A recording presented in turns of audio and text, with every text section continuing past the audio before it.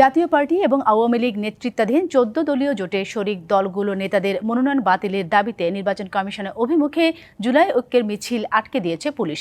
দুপুরে রাজধানী আগারগাঁওয়ে মেট্রো স্টেশনের নিচে জড়ো হন জুলাই ঐক্যের শতাধিক নেতাকর্মী। তাদের দাবি, জাতীয় পার্টি গৃহপালিত বিরোধী দল হিসেবে সংসদকে অকার্যকর করেছিল এবং ১৪ দলের শরিকরা ক্ষমতায় অংশীদার হিসেবে আওয়ামী লীগের স্বৈরতান্ত্রিক সিদ্ধান্তে প্রত্যক্ষভাবে জড়িত ছিল। তাদের বিচার করতে হবে।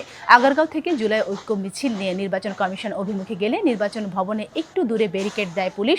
পরে তাদের প্রতিনিধিরা প্রধান নির্বাচন কমিশনারের কাছে স্মারকলিপি জমা দেয়। আমাদের সুস্পষ্ট কথা, জাতীয় পার্টির মতো কোন বাকশালীদের নির্বাচন করার কোন সুযোগ বাংলাদেশে দেওয়া হবে না। আমরা হুঁশিয়ারি করে বলে দিতে চাই, যারা যারা বাকশালীদেরকে পুনর্বাসন করার চেষ্টা করছেন, আপনারা যদি সাবধান না হন, হাসিনা থেকে শিক্ষা গ্রহণ করুন, আপনাদেরও একই পরিণতি হতে সময় লাগবে না।